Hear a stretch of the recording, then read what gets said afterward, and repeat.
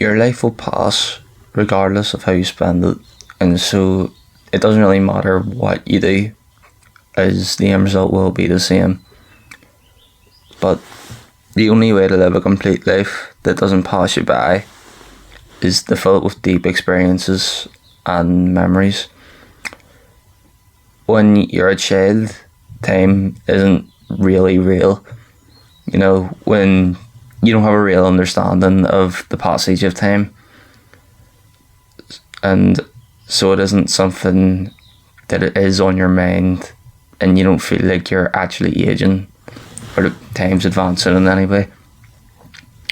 Your summers feel huge, the school year feels huge.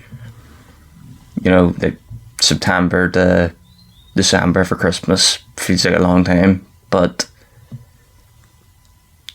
when you're an adult, that's, you know,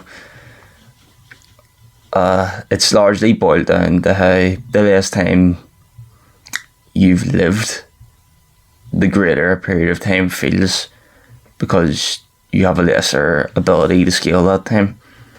You have nothing to measure it against. That's probably a better way to put it. And you also have less experiences. The less experiences you have accumulated, the more new experiences there are to have, and the more prominent memories there are for you to maintain. And it is scientifically backed that humans process time slower when they're having new experiences or creating significant memories. If you have a day where you experience something that leaves a persistent memory and was a somewhat significant day in your life, then that day will be a slow day in comparison to a dull day where at work or you sit at home and watch Netflix and fucking gooned all day. The goon day won't hold its place. And this doesn't apply to the moment necessarily, because a day at work might feel long as fuck and leave you feeling exhausted. But I mean, what I mean is, over the course of say a month, if you spend 3 weeks of that month at work and then at home doing the same shit, and then the final week of that month you were to go on holiday and you really enjoyed that week and you make lots of memories,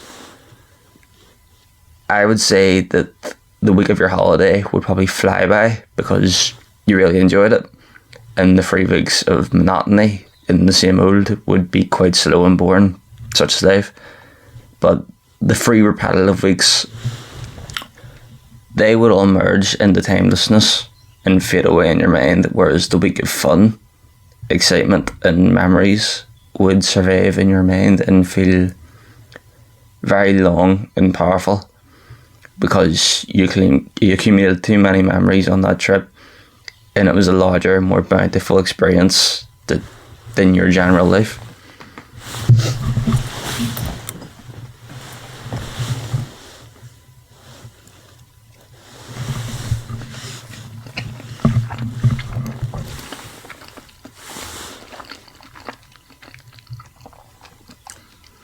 So the situation of your life flying by isn't necessarily just a part of getting older and being an adult. It is significantly boosted by you living on autopilot and maybe not appreciating the moment as much as you could, savouring your memory. And you might be convinced that you have lots and lots of time to waste, and so wasting it is fine, but that is an illusion. In the moment, spending your days unthoughtfully doesn't seem like a big deal, but when it's too late and those wasted days become years, and suddenly you're 50 years old, 60 years old, having spent your life entirely in the fucking dead zone, staring at a wall or waiting for things to happen, then what? And again, your life, it will pass by regardless of how you spend it, and you'll probably feel as though you wasted some of it or have regrets regardless of the decision you make. But my advice would be to make as many exciting things happen as possible. Make things happen and amass experiences and have a life worth living, a story worth telling, and lots of memories worth remembering, good or bad, because there's no such thing as a bad experience, because all kinds of deep experiences are necessary to live a full life and to become a complete human. And life is going to be quick, so make it last and make it count.